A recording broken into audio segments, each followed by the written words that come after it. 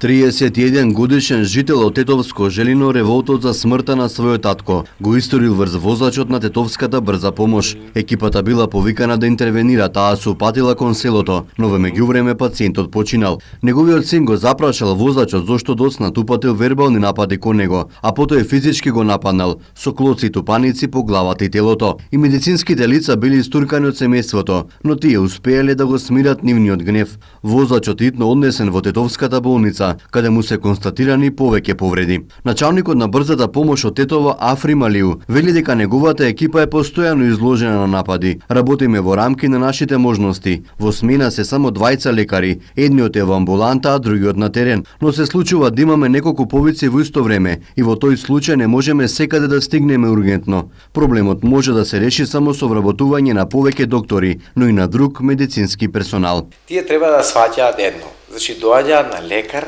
или викаат лекар за помош, нели? Тоа ти да бараш помоша, да се однесуваш ненормално, нечовечки, тоа не е здраво. Ние сме изложбени на секакви нешта, значи, секакви удари.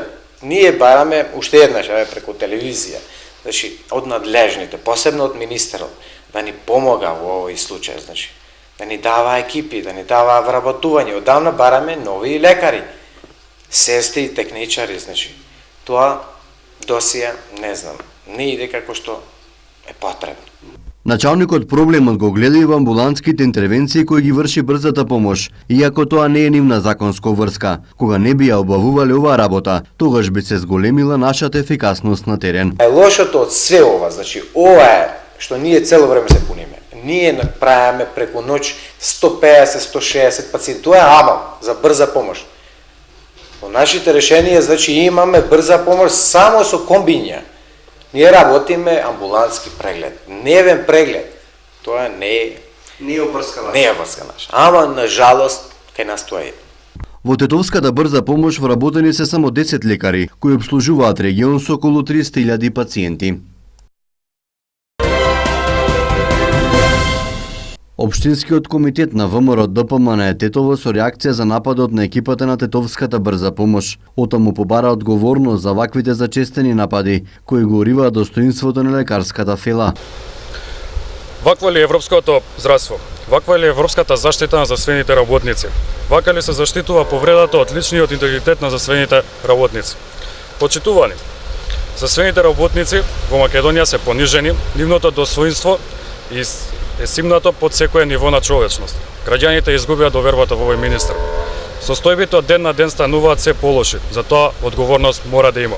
Рече Дејан Мазневски од Унијата на млади сили при Општинскиот комитет на ВМРО ДПМН Тетово. Од партијата побараа да се расчисти случајот и метлата да заигра од министерот, се до директорите на здравствените установи, со цел враќање на достоинството на здравствените работници. Апелираме до власта да ги пронајде и казни сторителите на ова кривично дело, брзо и ефикасно.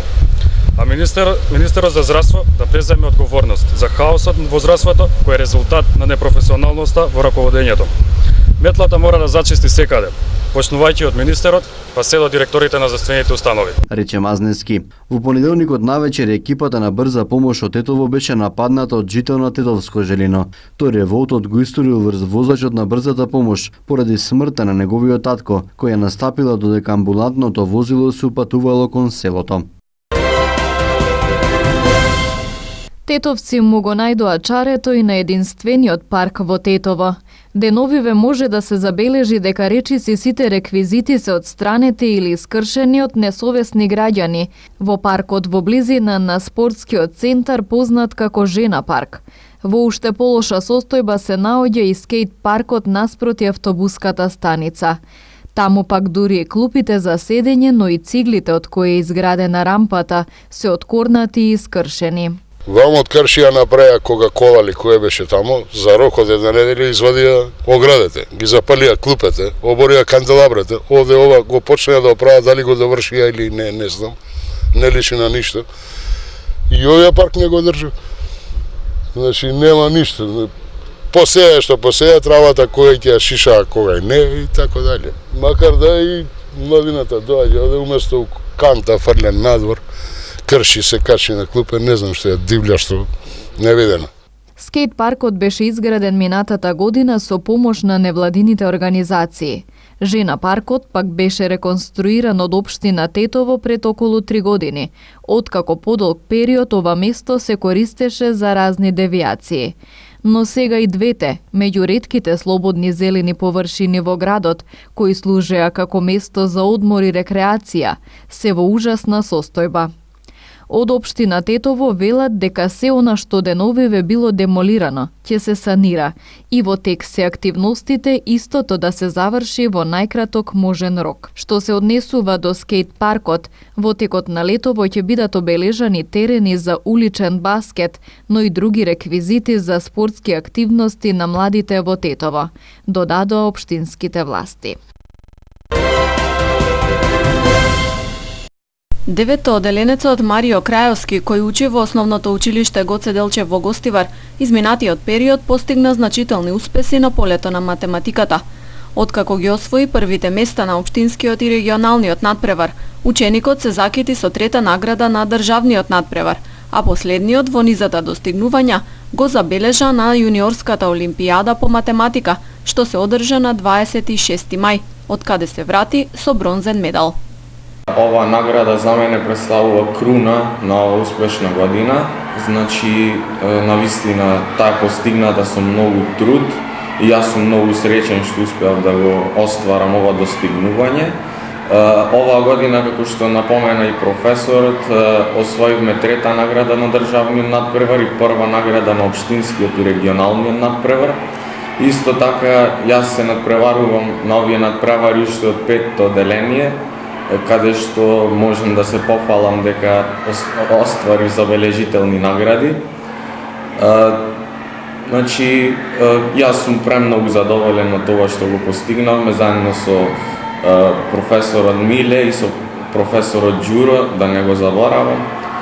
И се надевам на уште поголеми успеси во иднина. Се подготвував, значи, уште од самиот почеток на учебната година, од септември.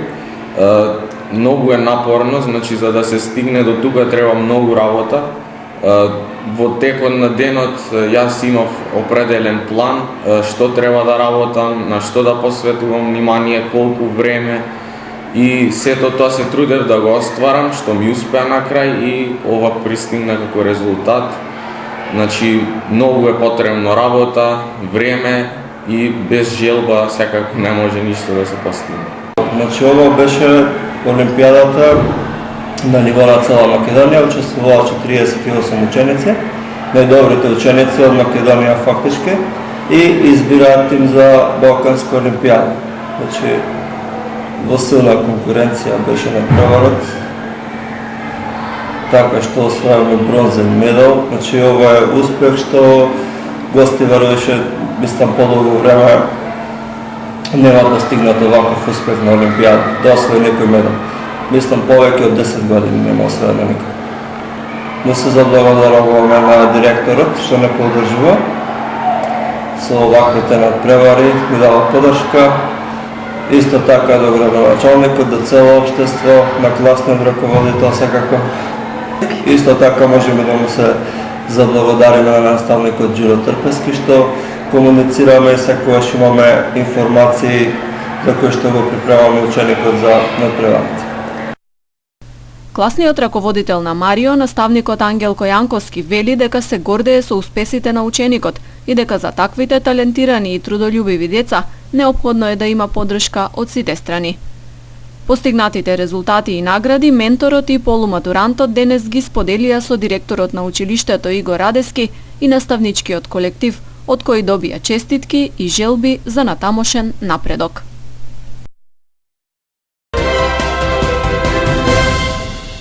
Вчера околу 21 часот и 45 минути на улица Гоце Делчев во Гостивар полициски службеници привеле 20-годишник од Гостивар. При преглед кај него била пронајдена и одземена марихуана. По целосното документирање на случајот против него ќе биде изготвен соодветен поднесок, информираат од СВР Тетова. Вчера околу 13 часот и 15 минути во СВР Тетово пријавено е дека во Тетовската клиничка болница биле донесени 18 и 17 годишник, двајцата од тетовското село Пирок, со исеченици нанесени со остар предмет. Според нивното кажување, повредите ги здобиле во физичка пресметка со други малолетни лица, која околу 12 часот и 45 минути се случила на крстосницата на улиците Борис Кидрич и Благоја Тоска во Тетова. Извршен е увид, идентификувани се сите учесници во пресметката, додека двајцата повредени по укажаната помош пуштени се на домашно лекување. 34 годишна жителка на гостиварското село Врапчиште пак вчера пријавила дека утрото околу 8 часот и 30 минути во близина на семејната куќа била нападната од повеќе кучиња скитници, кои нанеле повреди на двете нозе. По укажаната лекарска помош во гостиварската општа болница, таа била пренесена во комплексот клиники Мајка Тереза во Скопје. Продолжуваат засилените контролни активности на Тетовската полициска станица за безбедност на патниот сообраќај. Вчера биле откриени и законски санкционирани 70 различни видови прекршоци. Најбројни прекршоци повторно биле неприлагодена брзина според условите на патот во и надвор од населено место, 24, погрешно односно непрописно паркирање, 17, истечена регистрација 6, непоседување возачка дозвола 3 и други. Откриените прекршоци заокружени се со 26 прекршочни, 36 мандатни платни налози и со 14 писмени предупредувања.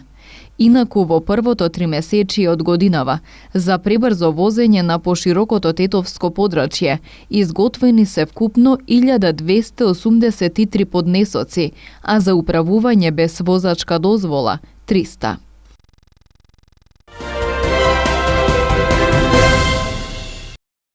Европската комисија во годишниот извештај препорачува безусловен почеток на преговорите со Северна Македонија и Албанија. Еврокомесарот за проширување Јоханес Хан во својот воведен говор пред Европскиот парламент нагласил дека и двете земји покажале значаен напредок во реформските задачи поставени минатата година од страна на Советот на Европската унија.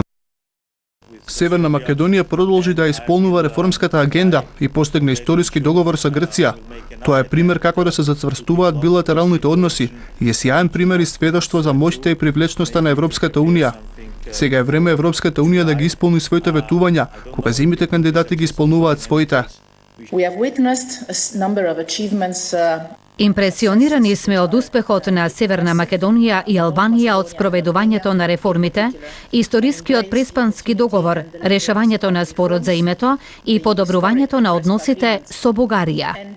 Комисијата за деловнички и мандатни имунитетни прашања денеска гласаше за одземање на мандатот на поранешниот премиер и пратеник Никола Груевски, кој е во бегство во Унгарија. За одземање на мандатот гласаа 5 членови на комисијата, а немаше против и воздржани. Пратениците од ВМРО ДПМН ја напуштија комисијата пред гласањето. За одземање на мандатот на Груевски сега треба да се расправа на седница. Не може било кој да е неоправдано отсутен ако заради тоа отсуство го искористил своето право, основно право, а тоа е правото да бара и да добие азил, согласно член 14 од Универзалната декларација за човековите права. Декларација која што е донесена од страна на Генералното собрание на Обединети нации и усвоена на 10 декември 1948 година во Париз. Во 66-та година Генералното собрание донесе и 2 дополнителни акта. Само да ве потсетам, оваа декларација усвоена од Собранието на Република Македонија и е дел од уставниот поредок на Република Македонија. И би сакала уште еднаш колегите од Социјалдемократскиот сојуз кои што седат од спортивната страна да ги потсетам дека пратеникот Никола Груевски не е бегалец како вие што милувате да го наречете. Тоа е лице кој што има добиено политички азил, лице кој што има добиено политички азил од страна на земја членка на Европската унија, во земја во која што многу повеќе се почитуваат човековите слободи и права отколку во Република Македонија. Вие велите овде дека на пратеникот Никола Груевски не му било дозволено да се пријавува да се пријавува како одсутен. Не знам како го повикувате, дека не му било дозволено да се пријавува одсутен, се повикувате на деловник, се повикувате и на кодексот, се повикувате на моралот и на етиката, а заборавате дека ниту собранието, ниту оваа држава, ниту било кој орган, значи, не го натера и не го принуди Никола Груевски да замине тамо каде што замина и да побара по собствена волја и собствено барање азил. Дали барањето на азил и добивањето на азил некој ќе го смета како основ за оправдано отсуство од работата на собранието, тоа е на совеста и на размислувањата на секој избран пратеник во ова собрание.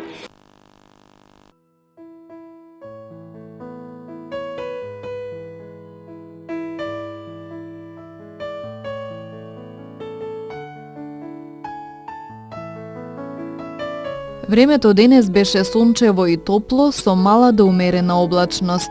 Дуваше слаб до умерен повремено засилен ветер од западен правец. Температурата се движеше во интервал од 11 до 25 степени Целзиусови.